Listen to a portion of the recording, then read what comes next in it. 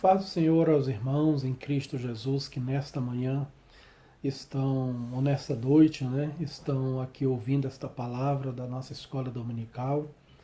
É, Espero que Deus tenha abençoado os irmãos com um bom Natal e nós vamos aqui fazer uso da palavra de Deus. Desta feita a nossa última lição da nossa revista de escola dominical. Como bem os irmãos sabem, né, nós estamos estudando sobre o livro de Jó, sobre a questão de Jó e o sofrimento humano, e nós estamos sobre esse tema, a fragilidade humana e a soberania divina. E essa última lição, ela retrata bem isso, a fragilidade humana e a eterna soberania divina. Amém? Então nós vamos meditar um pouco aqui nesta última lição da nossa revista de escola dominical do ano de 2020. Tem como tema quando Deus restaura o justo. Então nós vamos tratar sobre a nossa lição, vai ser sobre a restauração de Jó. Diz o nosso texto áureo: E o Senhor virou o cativeiro de Jó, quando orava pelos seus amigos, e o Senhor acrescentou a Jó outro tanto em dobro a tudo quanto dantes possuía. Jó 42, versículo 10. E a nossa verdade prática? A restauração do ser humano acontece em razão do amor e da fé misericordiosa e da fé. A restauração do ser humano acontece em razão do amor e da misericórdia de Deus e não como consequência do esforço pessoal, piedade ou atos de bondade.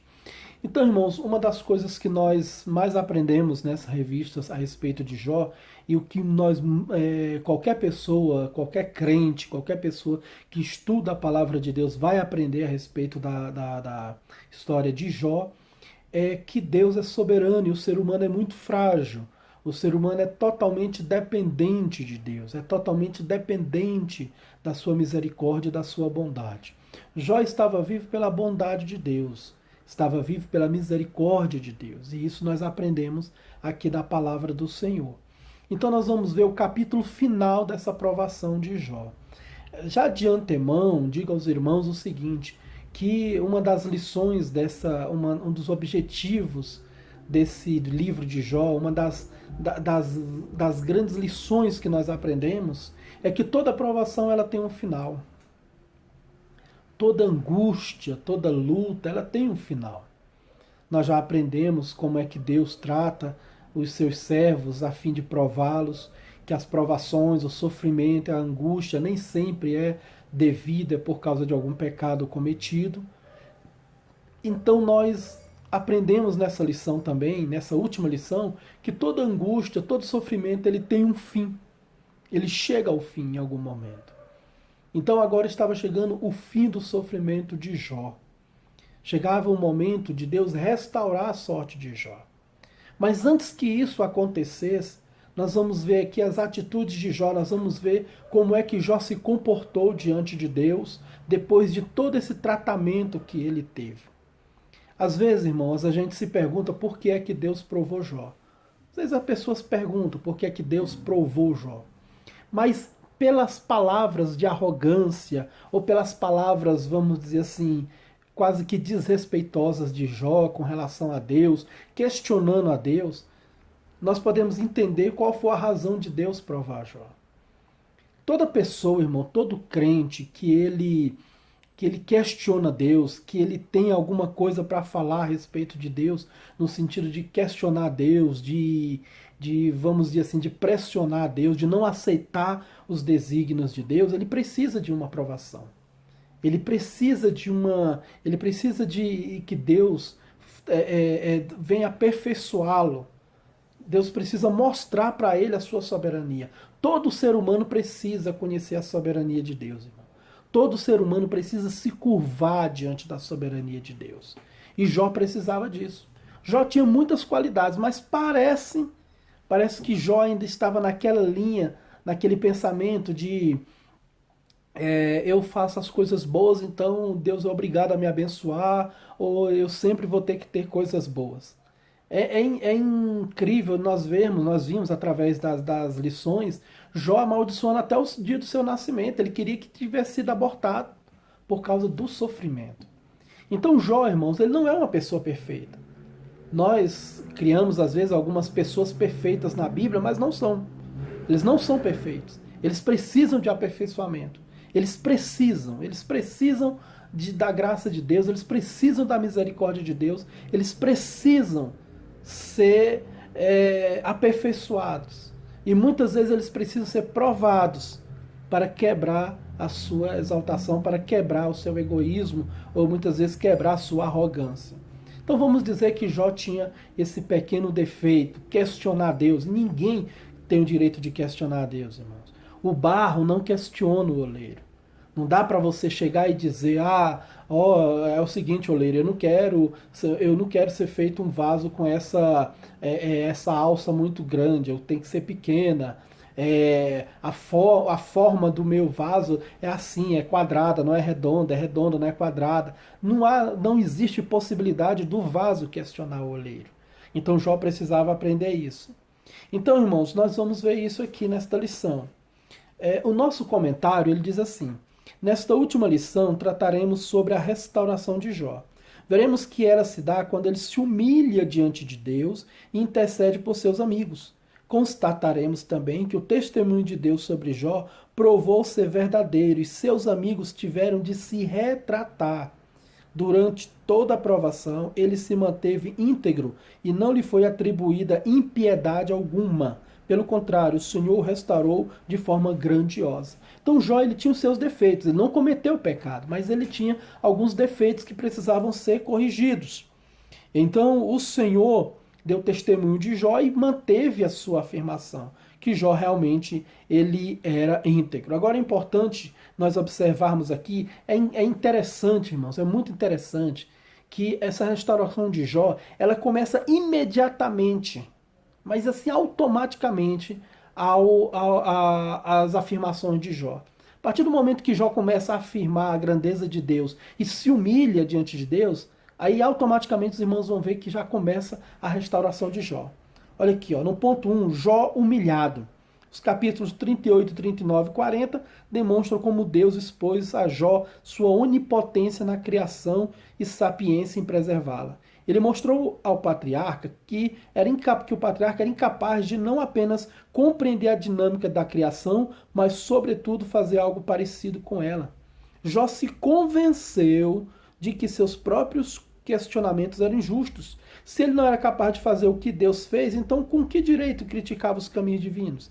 Se apenas uma das criaturas de Deus era capaz de impor terror em Jó, como se comportaria ele diante do Criador dessas criaturas? Quer dizer, Jó ele não compreendia nem mesmo a criação. Ele não sabia de onde vinha o vento, para onde o vento vai. Ele não sabia a origem do vento. Ele não sabia ele não sabia a mecânica. Ele não conseguia entender a mecânica da vida, a mecânica da existência, da criação. Como nós hoje não conseguimos. De vez em quando a gente até questiona lá na igreja. Às vezes a gente fala em algum estudo, alguma pregação, irmão. Por exemplo, nossos questionamentos. Como é que a alma é introduzida no corpo humano? Os irmãos sabem que nós somos gerados, né, no óvulo, no útero da mulher e tal, através da união do espermatozoide com o óvulo, e aquilo ali vai criando o ser humano. Agora, como é que a alma, essa parte inanimada, essa parte imaterial nossa, né, essa parte espiritual, como é que isso como é que isso entra no útero da mãe? Então nós não conseguimos compreender, é por isso que Davi disse que a forma como Deus nos cria é de uma forma tão magnífica que ele se rende, ele não consegue entender. E Jó não conseguia entender. Não existe como, irmão, nós entendemos toda essa mecânica da criação divina. A gente não consegue. Como é que o nosso corpo, se a gente for estudar o nosso corpo, milhões, bilhões de células e toda essa ligação entre o cérebro e o corpo, a coordenação motora, tudo que existe, nós não temos condições. Nós simplesmente não temos condições. Jó, ele questionava Deus, mas ele não conseguia nem entender o básico da criação divina. E diz a nossa lição aqui que ele até mesmo Jó, ele se assustava até com as criaturas de Deus. Então, assim, como é que nós vamos questionar Deus, irmão, se a gente tem medo até das criaturas? Como é que você vai entender a criação se você tem medo até das criaturas? O ser humano tem medo de cobra, de leão, de animal grande. Então, a própria criação nos assusta, quanto mais o próprio Deus, a grandeza do próprio Deus. Então, Jó, nos capítulos 38, 39 e 40, Deus falou com ele a respeito, Deus o questionou a respeito da criação. Deus mostrou um pouquinho, não muito, mas um pouquinho do poder da sua criação, só para poder humilhar Jó, só para Jó poder sentir as bobagens que ele estava falando, só para ele poder entender que ele não sabia de nada e que ele não era nada, que grande é o Senhor. Diz aqui, no ponto 2, a reverência e a submissão. Diante da assombrosa visão da criação de Deus, Jó agora exclama: bem sei eu que tudo podes. Esse versículo demonstra sua atitude de reverência e submissão diante de Deus. Olha só o que é que ele vai falar. Quem é aquele, dizes tu, que sem conhecimento encobre o conselho? Por isso falei do que não entendia. Está lá em Jó 42, 3. Jó, ele mesmo reconhece que ele falava do que ele não entendia. Não é assim a ciência, irmão? Não são assim os homens sem Deus? Eles falam do que não entendem. Eles acham que entendem alguma coisa, mas não entendem nada. Eles ficam tentando criar explicações para a origem do universo, tentando criar explicações para a origem da vida, tentando criar explicações para a origem da chuva, para a origem de tanta coisa. Mas eles não conseguem explicar Deus. Jó, ele falou aqui, olha, eu falei do que eu não entendia. Ele questionou Deus, mas ele não entendia. Ele reconhece que ele falhou, que ele errou nessa área.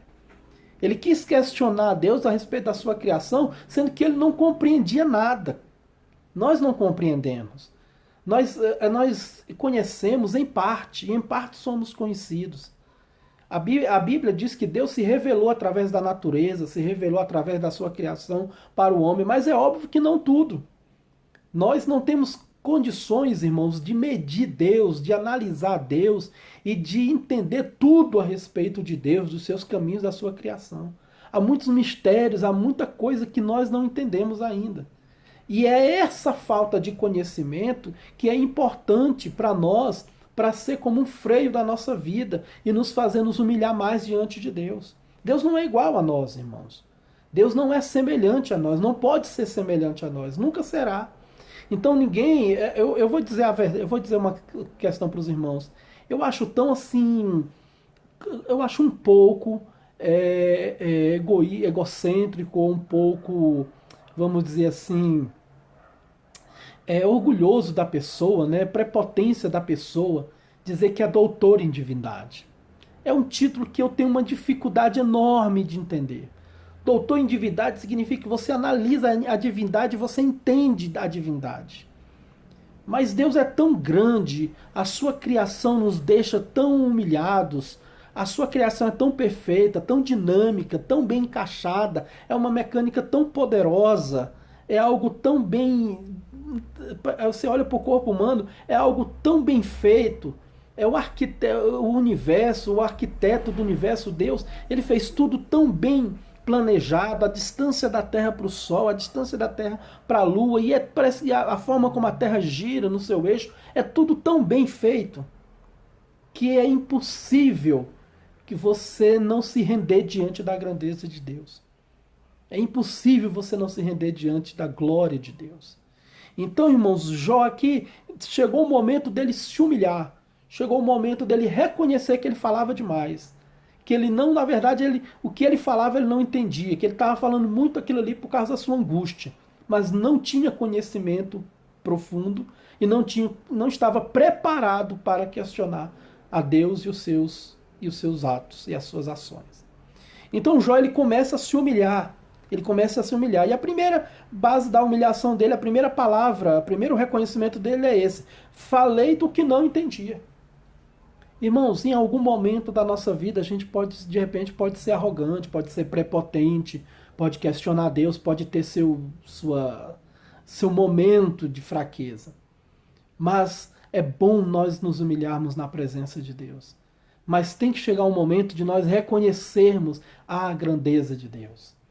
Essa pandemia é também uma forma de o homem reconhecer a grandeza de Deus. Deus enviou, Deus permitiu e fechou tudo e todo mundo ficou e todos os projetos das pessoas foram por água abaixo e tudo teve que ser mudado. Deus muda tempos e estações. Então, Deus, ele quer que a humanidade entenda que ele é soberano. Agora, obviamente, que a humanidade não quer entender isso. Mas nós, como crentes, assim como Jó, nós precisamos entender isso. E muitas vezes a única forma de nós entendermos isso é através da provação, de uma luta, de tribulação. Olha o ponto 3. Jó diz assim, uma experiência viva com Deus. A postura de Jó diante de Deus muda drasticamente. Ele ainda continua a se dirigir a ele, mas não da mesma forma que fazia. Agora sua atitude é humilde, reflexo de uma experiência viva com Deus, conforme descrito nas seguintes palavras. Com o ouvido dos meus ouvidos ouvi, mas agora te enviei os meus olhos. Eu falei disso uma certa vez, irmão, na igreja, e às vezes alguém até não concordou, mas deixa eu dizer uma coisa para os irmãos.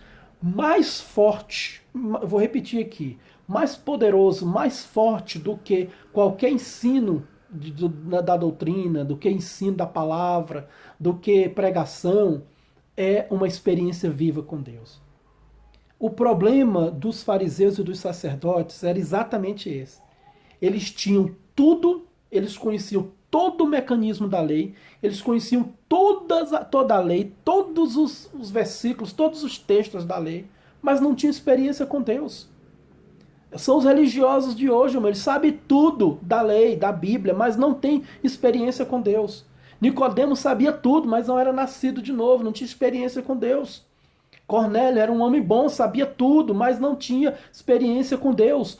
Paulo, quando era Saulo de Tarso, tinha tudo de conhecimento. Ele diz que ele excedia, às vezes, os mais velhos, os outros sacerdotes em conhecimento, mas não tinha uma experiência particular com Deus.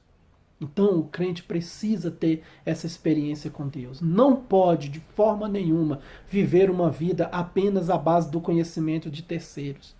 É bom ouvir as pregações, os ensinos, nós precisamos ouvir, mas cada crente tem que ter a sua experiência particular com Deus. Jó, ele conhecia muito a respeito de Deus, da lei, ele com certeza lia, ele conhecia os ensinamentos, ele conhecia os textos, talvez ele conhecia tanto mais do que qualquer outra pessoa a respeito de Deus, mas ele ouvia falar a respeito disso, mas ele diz, agora os meus olhos te veem. Não é que ele via Deus como eu vejo os irmãos, não é como eu vejo uma pessoa, a Bíblia na minha frente, não é ver materialmente, mas agora a sua experiência era mais profunda, agora ele apenas não tinha um conhecimento teórico, não tinha apenas um conhecimento doutrinário, ele tinha um conhecimento pessoal com Deus.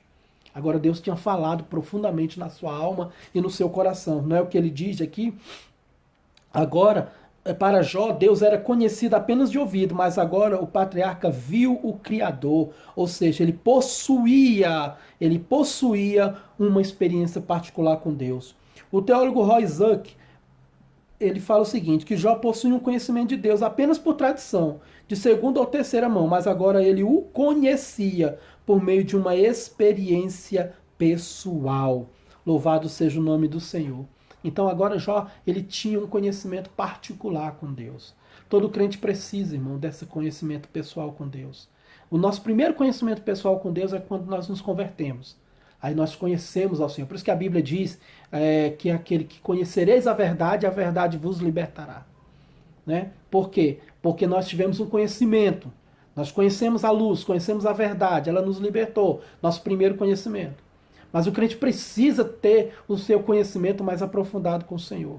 Um conhecimento mais profundo, um conhecimento mais pessoal com Deus, experiências pessoais com Deus. Obviamente, existem aqui os milagres na Bíblia, existem os textos bíblicos, as doutrinas bíblicas, mas o que está na Bíblia, irmão, precisa se materializar na nossa vida, precisa se introduzir na nossa vida. Existe a necessidade de nós termos esse espírito, de nós termos essa comunhão pessoal com Deus. Deus é bom não pelo que os outros falam, ou só pelo que a Bíblia diz. A Bíblia diz que Deus é bom, mas eu tenho que ter essa experiência. A Bíblia diz que Deus é o nosso provedor, mas eu tenho que ter essa experiência. A Bíblia diz que Deus me ama, mas eu tenho que ter essa experiência. Eu preciso dessa experiência pessoal na minha vida. Todo crente precisa ter esse conhecimento pessoal com Deus. Ele precisa sair do conhecimento da tradição. Ele precisa pular do conhecimento apenas teórico e ter um conhecimento pessoal com Deus. E aí, aonde ele pode dizer, antes eu apenas te ouvia. Antes eu tinha um conhecimento teórico, tradicional do Senhor. Mas agora eu conheço pessoalmente. Eu sei quem é o Senhor. Paulo diz, eu sei em quem tenho crido. O apóstolo Paulo ele não apenas escrevia a respeito de Deus, a respeito de Cristo, ele não apenas doutrinava a igreja, ele tinha uma experiência particular com Deus. Ele tinha sua própria experiência com o Senhor. Ele diz, eu sei em quem tenho crido, eu conheço o meu Salvador. Eu conheço a pessoa a quem eu estou servindo. Então ele tinha seu próprio conhecimento pessoal de Deus. Bom, irmão, essa é a primeira parte. Então aqui nós vemos a humilhação de Jó, nós vemos aqui que chegou um ponto em que Jó viu que Deus estava certo e ele errado. Ele falou, não, o Senhor está certo em tudo, eu que estou errado. Então eu calo minha boca aqui e não sei de nada e o Senhor é que sabe de tudo. Então Deus venceu a arrogância de Jó, aquela prepotência de Jó de querer questionar, mas por que é que o senhor faz isso, por que é que o senhor faz aquilo? Não, essas coisas não se questionam. A gente se humilha porque Deus mostrou através da sua grandeza, mostrou através da sua glória que ele é infinitamente maior e o conhecimento dele e conhecer os propósitos dele está muito além do nosso conhecimento. Então, se a gente não sabe nem como é que a alma entra no recém-nascido, como é que você quer questionar os propósitos de Deus? E aí o nosso ponto 2 vai falar sobre a intercessão de Jó. A ira de Deus, né? Jó, após ter se dirigido a Jó, o Senhor volta-se para Elifaz, que era um dos amigos de Jó, o temanita. A minha ira se acendeu contra ti e contra os teus amigos, porque não disseste de mim o que era reto, como o meu servo Jó. Essas palavras dizem muito sobre o conteúdo teológico do livro de Jó. Demonstram que as exposições feitas pelos seus amigos não eram todas verdadeiras, pois partiram de premissas falsas. Os amigos de Jó, irmãos, eles simplesmente foram pelo caminho mais simples. O caminho mais fácil. O caminho mais superficial. Bom, eles usaram quase que uma conta matemática. Se Jó fosse bom, ele estaria abençoado. Se está acontecendo alguma coisa errada, ele pecou. Pronto. É a conta simples dos amigos de Jó.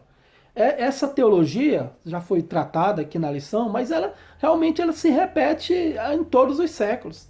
Haverá sempre isso. Os irmãos lembram que uma vez Jesus falou que, falando a respeito do jovem rico, ele falou assim que que dificilmente o rico entrará no reino dos céus. Aí vocês lembram que a Bíblia diz que os discípulos ficaram espantados. Falaram, então quem pode ser salvo? Porque na mente deles, se a pessoa era rica, abençoada, era próspera, é porque ele era bom. Então era quase que obrigatório ele ser salvo. Então, na ideia do judeu, na ideia dos discípulos também, naquelas tradições deles, eles entendiam isso, que se você é próspero, se você está tudo bem na sua vida financeira, se você tem carro, tem dinheiro, tem tudo, então está tudo bem, então você é uma pessoa abençoada. Então você é salvo, você vai para o céu, Deus é com você. Era esse o entendimento dos amigos de Jó. E é uma teologia que ultrapassa séculos, irmão, sempre vai ter. Se está tudo bem com você, então Deus está contigo. Agora, se as coisas começam a dar ruim para você, se sua empresa fechou, sua empresa quebrou, você perdeu o emprego, ficou doente, família toda doente, então tem alguma coisa de errado na sua vida espiritual. Essa teologia, ela ultrapassa milênios. Então os amigos de Jó cometeram esse erro teológico com Jó. E falaram contra ele. E humilharam Jó a respeito disso. E aí o que aconteceu? O Senhor, depois de tratar com Jó, teve que tratar com os amigos de Jó. Chamou eles três, né? E falou, olha, minha ira se acendeu contra vocês, porque vocês não falaram o que é reto de Jó. Vocês tiveram seu próprio pensamento.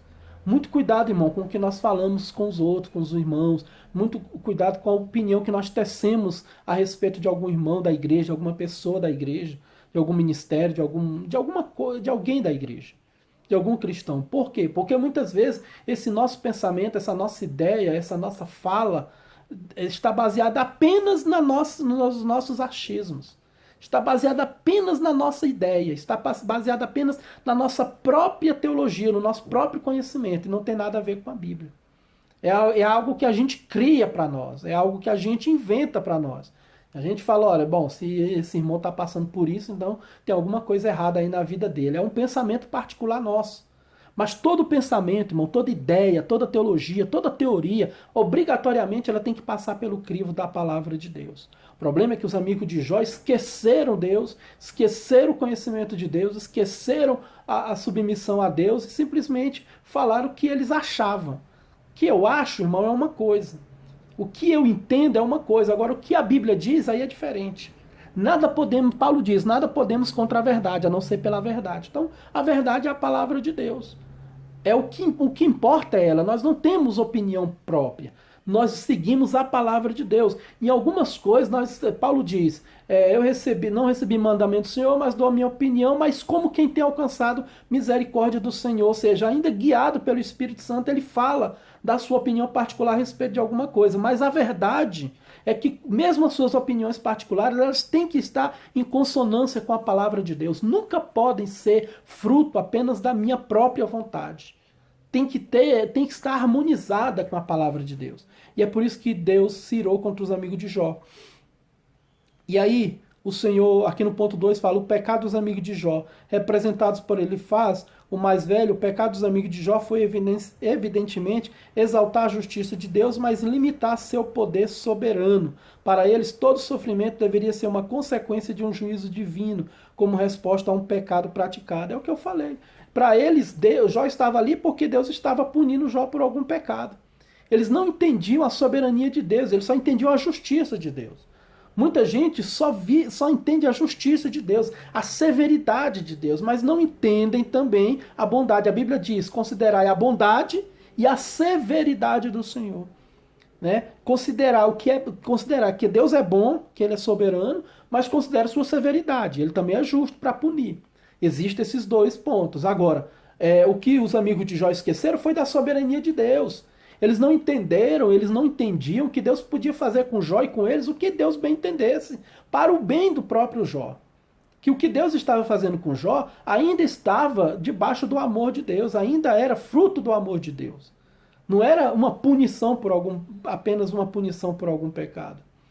Esse pensamento muito ralé, esse pensamento muito superficial, irmão, ele é destrutivo, ele é terrível para a igreja e para o cristão. Jamais podemos pensar nisso. Jamais podemos equacionar a soberania de Deus, os propósitos de Deus, apenas nessas determinações simples. Bom, o irmão está com câncer, então ele pecou. Não é essa a questão. Esse pensamento ele é humanista, ele é errado, ele é simplicista demais. Ele blasfema contra a soberania de Deus. A soberania de Deus significa que Deus ele pode usar todos os propósitos, todas as situações, todos os meios para alcançar os seus objetivos, os objetivos dele. E isso pode incluir sofrimento, doença, perda, tudo está debaixo da soberania de Deus. Deus não pode ser rebaixado a apenas um Deus vingativo, que a pessoa faz uma coisa errada, ele vai lá e pune a pessoa. Não. Se fosse assim, o mundo não existia, não é verdade? Se fosse assim, Deus já tinha destruído esse mundo há muito tempo. Não, mas Deus é misericordioso, Deus é bondoso, Deus é amoroso e Ele trabalha em cima da sua soberania. Então, irmãos, nós precisamos entender que o sofrimento faz parte também da soberania de Deus. Aí no ponto 3, fala sobre a oração de Jó. Deus dirige-se aos amigos de Jó e aconselha-os irem ao patriarca para que este interceda por eles. Este episódio mostra que uma teologia errada evidentemente conduz para uma crença igualmente equivocada. Os amigos de Jó defenderam Deus de forma enérgica e sincera, mas errada. O sofrimento do patriarca não veio como punição, mas como provação. Agora Jó teria que orar por eles. Eu acho interessante essa frase aqui, esse texto onde diz aqui que os amigos de Jó eles defenderam Deus de uma forma enérgica e sincera, mas errada. Existe muito disso na igreja. Como eu disse, pessoas que consideram mais a severidade do que a bondade de Deus. Então tem gente que defende Deus com muita energia, mas de forma errada. Defende Deus, mas de forma equivocada. Os sacerdotes, foi isso que levou os sacerdotes a perseguirem Jesus. Quando Jesus diz, eu sou Deus, Eles ficaram loucos, porque há um Deus, e o Deus soberano está no céu. Como é que um homem que está aqui no nosso meio, aqui, comendo com a gente, tendo as mesmas características nossas humanas, como é que uma pessoa dessa pode se dizer que é Deus? Então eles ficaram muito. Todos os irmãos podem perceber, todas as vezes que os sacerdotes queriam matar Jesus é porque Jesus falava que era Deus, e para eles aquilo era uma blasfêmia terrível. Há um só Deus. Como é que um homem pode dizer que é Deus? Então eles defendiam Deus com energia, mas defendiam de forma errada. Paulo defendia, quando era Saulo, ele defendia a lei, defendia Deus, defendia os princípios de Deus, da palavra, do Pentateuco, mas defendia de forma enérgica, porém errada, porque não cria no Senhor Jesus. Então hoje pode acontecer a mesma coisa conosco. Defender Deus, mas defender de forma errada. Quando a pessoa diz, não, esse irmão ele é pecador, ele com certeza ele cometeu um pecado. Deus é santo, é justo, é bom, e Deus, se Deus está castigando é porque ele fez alguma coisa errada. Nós, quando falamos isso, nós estamos defendendo realmente a santidade de Deus. Deus realmente pune o pecado, Deus realmente é santo, não aceita o pecado. Mas por outro lado, nós estamos fazendo uma ideia errada de Deus, de que Deus está punindo aquela pessoa só porque ele errou. Nós não observamos o outro lado da soberania de Deus, do trabalho de Deus, do aperfeiçoamento de Deus na vida do ser humano. Nós não entendemos que pode haver um propósito melhor de Deus ali em cima daquele sofrimento. Não apenas punir pelo pecado, mas pode haver um propósito maior. Qual era o propósito de Deus na vida de Jó? Jó chegar mais próximo de Deus. E também, nós vamos ver aqui já no final da lição, que o grande propósito era Deus mostrar para a humanidade, não para ele, para Deus, porque Deus já sabia de Jó. Era para mostrar para Satanás e para a humanidade e para nós que é perfeitamente possível servir a Deus no meio do sofrimento, em meio ao sofrimento. E que nenhum justo, nenhum crente santo, por mais bom, justo e santo que ele seja, ele está livre do sofrimento. Então, Jó vai orar a Deus pelos seus amigos. Eu acho interessante, mano, essa forma de Deus exaltar Jó. Já começou a exaltação de Jó aí. Ao invés de Deus pedir que os amigos de Jó orassem, se arrependessem, o que é que Deus fez? Falou, Jó vai orar por vocês para me perdoar vocês. Olha só como é que Deus inverteu a situação. Os amigos de Jó passaram todo esse tempo achando que Jó era pecador. Mas aí Deus aparece aos amigos de Jó e diz, olha, ele é melhor do que vocês. E eu só vou aceitar a oração dele, nem de vocês vou aceitar. Olha que coisa interessante. Olha como é que Deus reverte a situação. Quando existe um ensinamento errado, irmãos, quando existe um ensinamento teológico errado, o próprio Deus se encarrega de mudar essa situação. Então, os amigos de Jó se achavam santos, se achavam bons demais, melhores até do que Jó, mas aí Deus veio mostrar para eles, não, ó, vocês estão errados. Quem está certo é Jó, e eu vou aceitar a oração só dele, nada de vocês. Então você vê como é que Deus exalta, Deus já começou a exaltar Jó a partir daí. E aí o último capítulo diz a restauração de Jó. A restauração de Jó acontece primeiramente nas dimensões moral e espiritual. Convém destacar que as bênçãos recebidas por ele devem ser vistas como uma restauração e não retribuição. Não há uma teologia da retribuição no livro de Jó. Não é porque ele era bom que Deus estava abençoando ele, mas é porque Deus era bom e misericordioso. Veja que Jó foi restaurado primeiro moral e espiritualmente, porque ele precisava ter esse conhecimento mais profundo de Deus. Ele precisava entender que o que ele tinha não era resultado de sua perfeição ou bondade, era resultado da misericórdia de Deus. É o que nós falamos sempre na igreja. Nós não temos nada porque somos bons, irmão. Não somos salvos porque nós éramos bonzinhos. Deus olhou e falou, olha, mas que rapaz bom, que moça boa, que pessoa mais boa, que pessoa mais justa. Eu vou salvar ele. Não foi por isso. Não foi pelos nossos méritos, foi pelos méritos de Jesus. Nós não somos salvos por nossa bondade, é pela bondade dele. E também nós não somos abençoados porque somos bons, é pela bondade dele. Até porque tudo que nós temos vem dele. Se eu sou bom, se eu sou justo, se eu sou santo, não é uma característica minha, propriamente humana minha. É uma característica divina. Por isso que existe o Novo Testamento, o novo nascimento. Porque o novo nascimento implanta em nós uma nova semente que está totalmente codificada para que ela possa servir apenas a Deus. Então, irmãos, tudo que nós temos é pela bondade de Deus. Jó tinha que entender isso. Ele era rico é porque Deus era bom com ele. Vocês já viram tanto de rico que morre? o camarada passa a vida toda, constrói um império e depois vai lá e morre. Ou às vezes a riqueza dele, ele constrói toda a riqueza, do nada a riqueza pega e vai embora. Por quê? Porque pertence a Deus, não pertence a nós. É fruto da bondade e da misericórdia permissiva de Deus. Então, irmãos, a lição moral do livro de Jó, ainda aqui no ponto 3, é que Deus abençoa os homens porque os ama e não porque estão envolvidos numa troca de favores em que prevalece uma barganha espiritual. Não existe barganha espiritual com Deus. Ah, eu vou dar R$1.000 para Deus na igreja para me receber 2.000. Eu vou dar meu carro para me ganhar uma casa. Essa barganha não existe, irmão. Isso é blasfêmia contra Deus. Deus ali não é uma troca de favores, não existe essa troca de favores entre nós e Deus.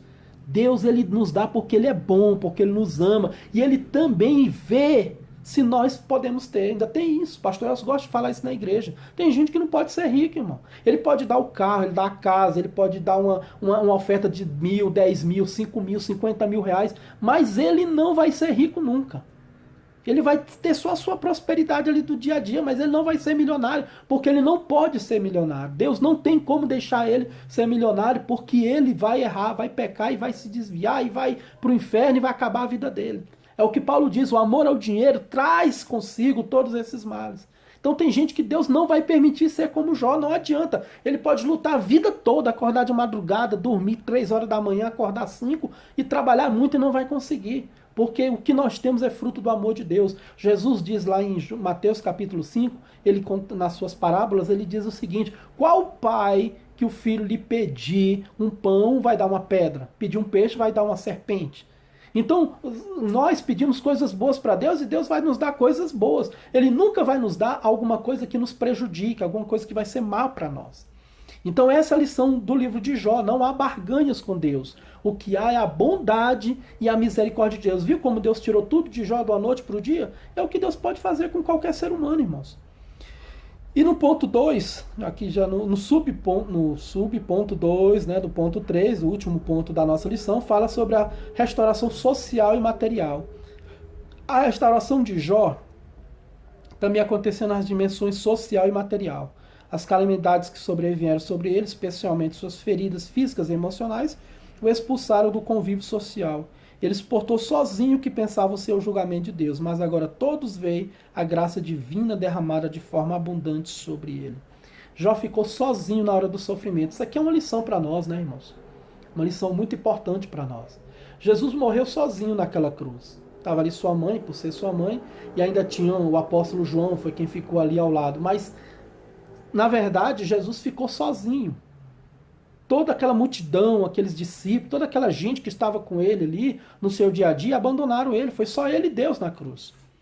Estevão morreu sozinho. Não tinha ninguém ao lado dele. Então, Jó, no momento da sua provação, ficou sozinho. Quando ele estava rico, cheio de dinheiro, com toda aquela prosperidade dele, os irmãos lembram que ele fazia os banquetes, vinha todo mundo gostava dele. Mas quando veio a provação, até a mulher dele abandonou ele.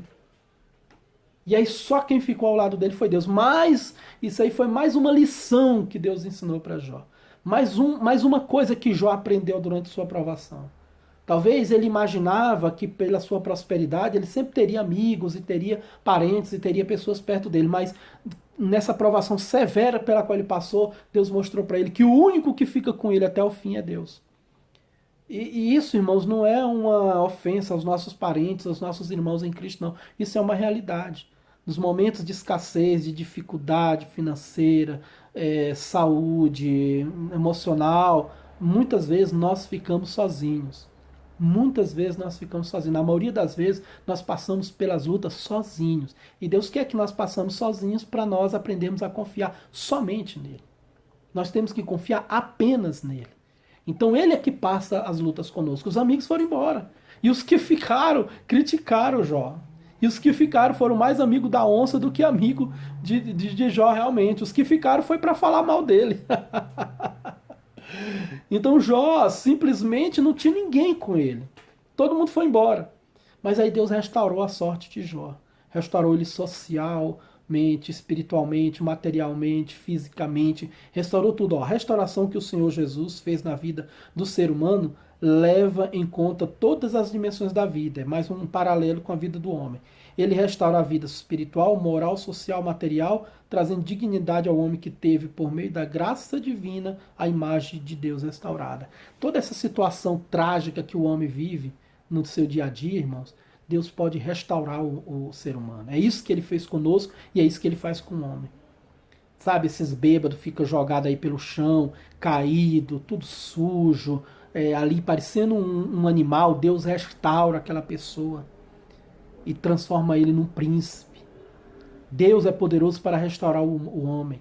Deus é poderoso para restaurar o ímpio. Deus é poderoso para restaurar o crente. Não importa a situação que a pessoa viva, Deus é poderoso para restaurar. Deus, da mesma forma que Deus tirou tudo de Jó, Deus deu tudo em dobro. Né? Porque todas as coisas pertencem a Ele, tudo é dele e a hora certa é dele. Então, esse livro de Jó, ele tem essa mensagem para nós. A conclusão é que diz isso. Chegamos ao final de mais um trimestre, aprendemos que nem sempre os ímpios são punidos e nem sempre os justos são recompensados. Mas Deus julga os perversos e abençoa os justos, pois todos fazem parte de um universo governado por leis e princípios morais. Todavia, isso não é tudo. Deus é soberano e pode atuar fora das linhas que habitualmente acreditamos que Ele opera. Assim, podemos aprender que Deus não nos prova porque deseja nos punir, mas porque nos ama. Ele deseja demonstrar ao seu adversário, o diabo, que os homens podem servi-lo sinceramente, sem uma relação de troca. Já provou que o diabo estava errado e que Jó provou que o diabo estava errado e que Deus estava sempre certo. Então aqui na nossa conclusão, irmão, concluindo esse livro de Jó, nós entendemos isso da parte de Deus. Nem sempre ele vai punir logo os ímpios. Obviamente, todo ímpio terá sua punição, ou aqui na terra ou no juízo final. E nem sempre o justo vai ser abençoado. Às vezes o justo vai passar por um momento difícil, até de escassez. O apóstolo Paulo diz, olha, muitas vezes eu desesperei até da vida. Ele fala, olha, passamos fome, frio e tantas outras coisas. O sofrimento faz parte da vida do ser humano. E o sofrimento na vida do crente não deve ser algo que vai escandalizá-lo, mas vai ser algo que vai fazê-lo meditar diante de Deus e dizer, Senhor, eu estou aqui para cumprir a tua vontade. Então, meus irmãos, o livro de Jó mostra isso. Mostra que Deus sempre vence. Que Deus sempre é soberano. Ele falou para o diabo, falou, olha, meu servo Jó é fiel a mim. E terminou o livro Jó sendo fiel a Deus. Por quê? Porque Deus tratou Jó da maneira correta, através da sua soberania. Então nós vamos, irmão, nós precisamos crer na soberania de Deus, nos submeter à soberania maravilhosa de Deus e precisamos glorificar a Deus na sua soberania. O próprio Jó diz assim, ó, diz no último capítulo, né, no capítulo 42, ele mesmo diz, olha, o que o Senhor tiver que fazer, quem é que vai impedir? É a mesma coisa que Isaías falou, né? Operando Deus, quem impedirá? Olha aqui, olha o último versículo, olha o versículo, nós já falamos, né, no versículo 2 do capítulo 42 de Jó. Jó falando, bem sei eu que tudo podes e que nenhum dos teus propósitos pode ser impedido. Então, irmãos, diante dessa soberania, nós só podemos nos curvar e obedecer a Deus. O livro de Jó mostra claramente que Deus é soberano e que o homem é frágil. Nós não sabemos nada. Diante de Deus nós não sabemos nada. Nós não temos conhecimento. Esse universo, a vida, a existência é grande demais para nós queremos questionar os propósitos de Deus. Então, se eu não consigo entender nem como é que eu sou criado, se eu não consigo entender nem como é que eu sou formado no ventre da minha mãe, como é que eu posso questionar a ação de Deus? Então vamos nos curvar na soberania de Deus. Amém? Deus abençoe. Vamos fazer uma oração, encerrando essa lição. Amado Deus e nosso Pai que está no céu, te louvamos pela tua bondade e misericórdia e te suplicamos que o Senhor venha ser poderoso na nossa vida, trabalhando e nos aperfeiçoando, Senhor. Queremos nos curvar à tua soberania, queremos ser gratos a ti, porque tu é grande e nós somos pequenos. Nada compreendemos ou sabemos, mas o Senhor sabe de tudo, o Senhor tem tudo, o Senhor sabe tudo. O Senhor pode tudo e nós não podemos nada. Nos ajuda a nos humilharmos cada vez mais diante da tua maravilhosa, gloriosa e poderosa soberania.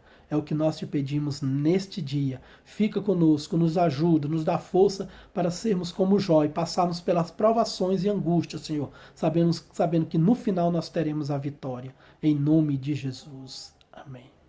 Deus abençoe os irmãos, em nome de Jesus.